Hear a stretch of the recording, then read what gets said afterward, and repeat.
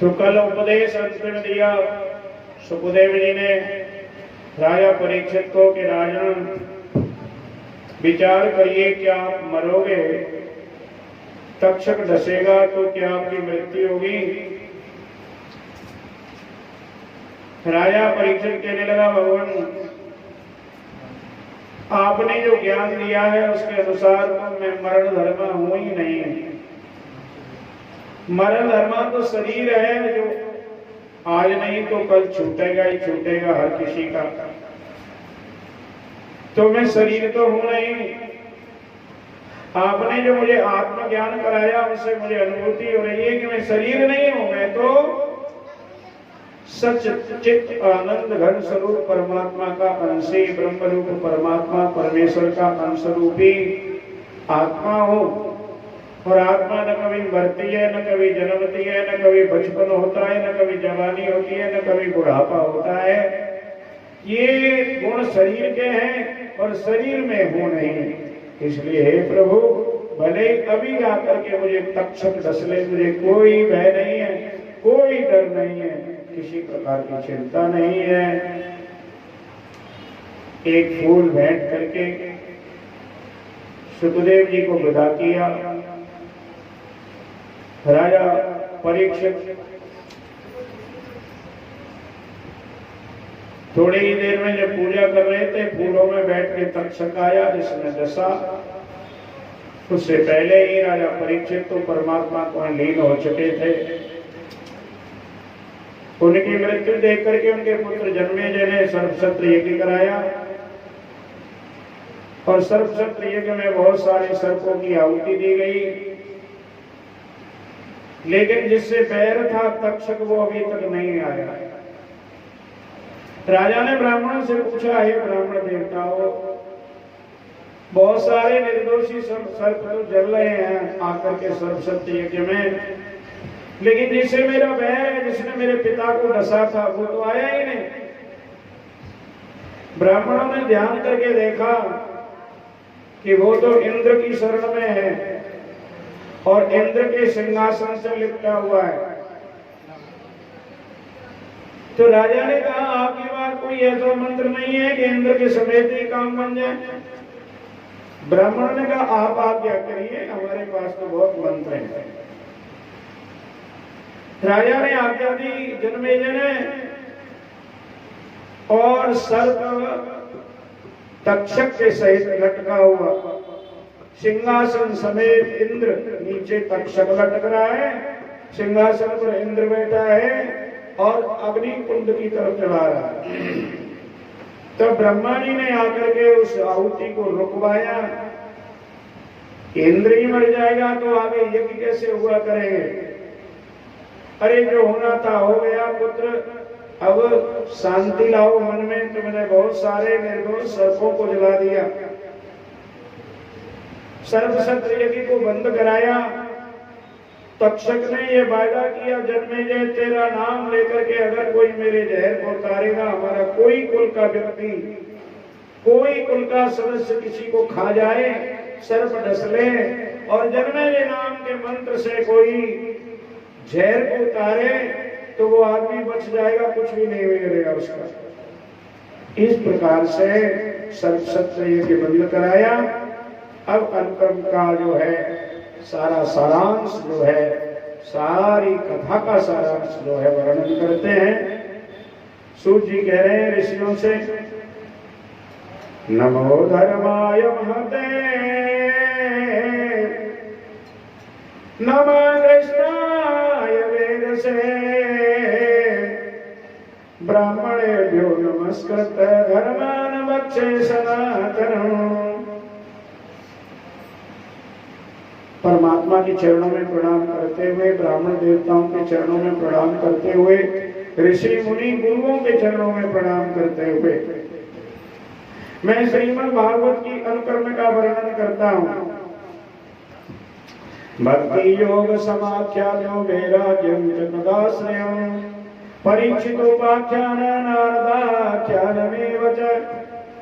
सबसे पहले भक्ति का आख्यान वर्णन किया, कि भक्ति ज्ञान वैराग्य नारद से कैसे भेंट हुई, नारद जी ने कथा सुना करके उनको कैसे मुक्त किया। परीक्षित की कथा का वर्णन किया, उसको कैसे पैदा हुए और नारद और ब्रह्मा जी का मिलन के बारे में बताया। प्रायोपवेशे राजर्षे विप्रासापाद परीक्षितः सुखस्य ब्रह्मर्षस्य संवादस्य परीक्षितः।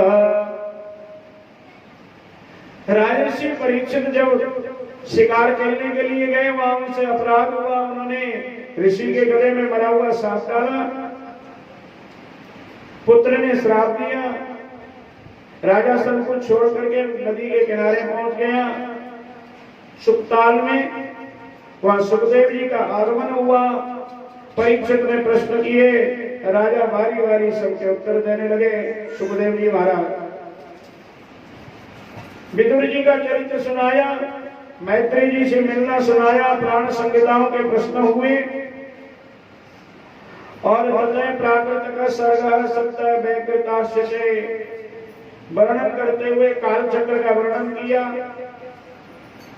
हिरण्याक्ष का वध वर्णन किया, अर्धनारीश्वर भगवान का स्वयं मनु की उत्पत्ति, शत्रुपा की उत्पत्ति सारा वर्णन करते हुए कर्दम ऋषि का चरित्र वर्णन किया, कपिल आख्यान वर्णन किया जिसमें सांख्य शास्त्र का वर्णन किया, जो हम आपने सुना बड़े प्यार से। देवरी ने जो जो संवाद किए, कपिल ऋषि ने उनका उत्तर दिया, वो सारा वर्णन। ध्रुव चरित्र वर्णन किया, प्रियव्रत राजा का चरित्र वर्णन किया, महाराज नाभी, महाराज ऋषभदेव, महाराज भरत का चरित्र का वर्णन किया। समुद्र का वर्णन किया, समुद्र मंथन कैसे हुआ ये सारा बताया। दक्ष प्रजापति के पुत्रों की उत्पत्ति बताई और देव ऋषि नारद के ने बहुत सारा ज्ञान अनेक ऋषियों को प्रदान किया। इसके बाद द्वितीय पुत्रों का वर्णन किया, प्रहलाद का चरित्र, मनमंत्रों की कथा, गजेंद्र मोक्ष की कथा बताई और इसके बाद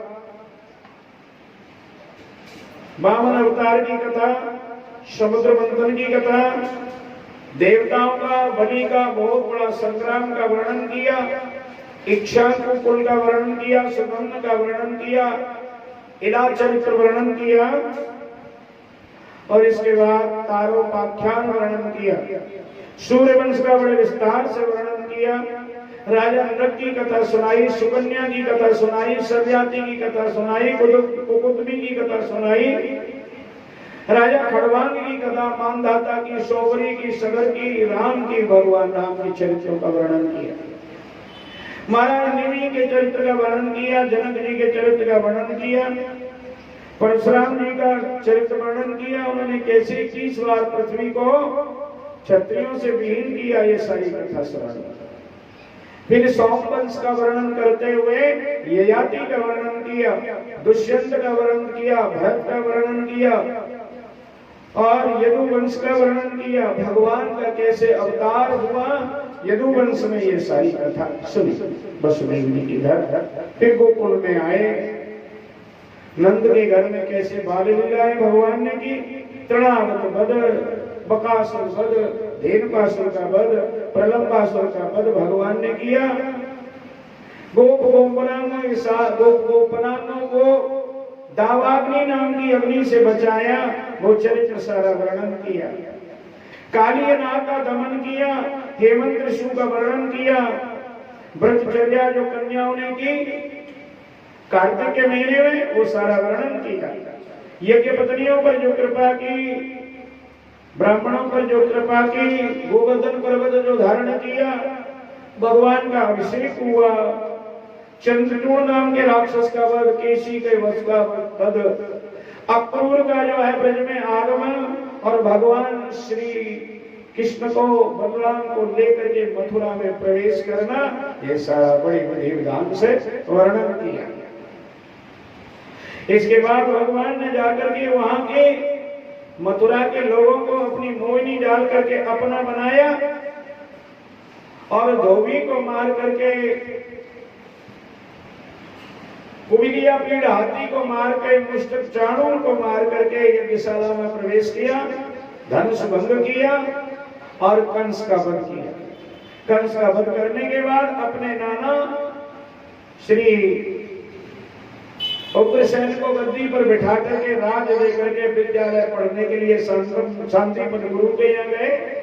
ये सारा चरित्र बड़ा सुंदर वर्णन किया। वहां से आए तो जरासंध से युद्ध हुआ। काले यवन का मुचकुंद के हाथ से वध कराया भगवान ने और फिर द्वारकापुरी में निवास किया। द्वारकापुरी में कल वृक्ष भी लेके आए, रुक्मिणी के साथ विवाह किया और 16,108 अपनी जो शाश्वत पत्नियां थी उनका वर्ण किया भगवान ने।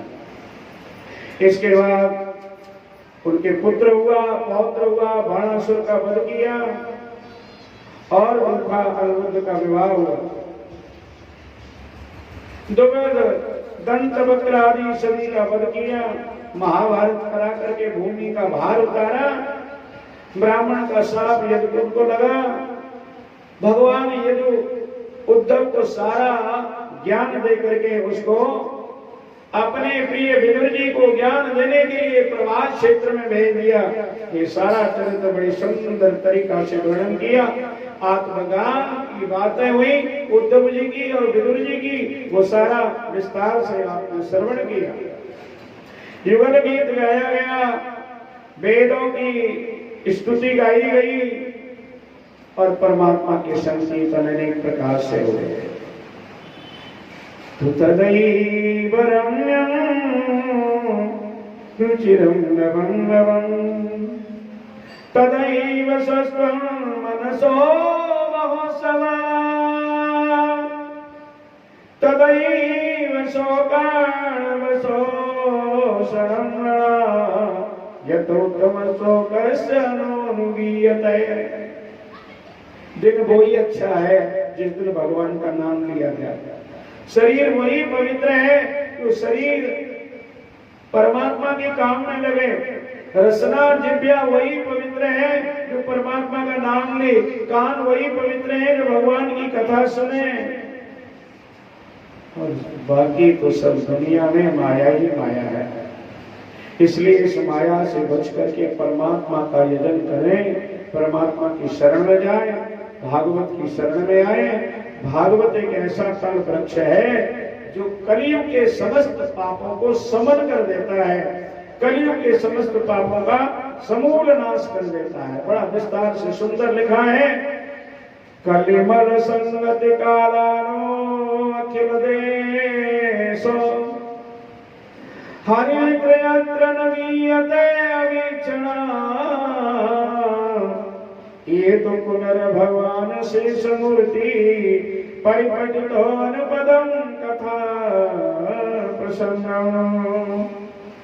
हे जीव, अगर कलियुग के पापों से बचना है तो परमात्मा के नाम की कथा नित्य श्रवण कर, जीव से वर्णन कर, कान से सुन, मन में निध्यासन कर, विचार कर, क्योंकि इससे बढ़कर के सार संसार में दूसरा कोई नहीं। इसलिए इसके प्राप्त करो, क्योंकि जन्म लिया है तो इसी वास्ते लिया है। इसलिए अखिल ब्रह्मांड नायक परमात्मा को बार बार यजन करो, बार बार उनका ध्यान करो, बार बार उनका कीर्तन करो, मनन करो, निध्यासन करो।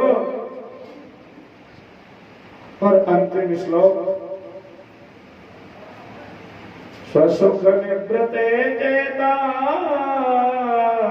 तदस्तान्य भावो अत्यर्जित रुचिर लीला कृष्ण सारस्वतीयं व्यतनुतं कृपया यस्त्वदीपं पुराणं तम अखिल व्रजनं व्याससूनं नतोऽस्मि। हम ऋणी हैं श्री सुखदेव जी महाराज के, जिन्होंने हम लोगों को आत्मज्ञान दे करके, अखंड अद्वैत ज्ञान दे करके, अखंड भेद बुद्धि को नष्ट करके मुरली मनोहर परमात्मा के चरणों से जोड़ दिया है। ऐसे परमेश्वर परमात्मा भगवान की स्तुति करते हुए हम कभी न भूले अपने उन ऋषियों को, मुनियों को, ज्ञानियों को, ध्यानियों को, जिन्होंने हमारा मन परमात्मा से जोड़ा, ईश्वर से जोड़ा, ईश्वर की भक्ति से जोड़ा, ज्ञान से जोड़ा। इसलिए सभी ज्ञानों के ज्ञानियों के ज्ञानी व्यासपुत्र श्री सुखदेव जी महाराज को भूरी भूरी प्रणाम करते हैं, बार बार नमस्कार करते हैं। इस तरह से आज की कथा को भी यही विश्राम देते हुए मैं भगवान से प्रार्थना करता हूँ, परमेश्वर जो भी कथा सुनी है श्रोताओं ने मन लगा करके उन सभी को कथा के श्रवण करने का पूरा भाव प्राप्त हो, पूरा फल प्राप्त हो, यही कामना करते हुए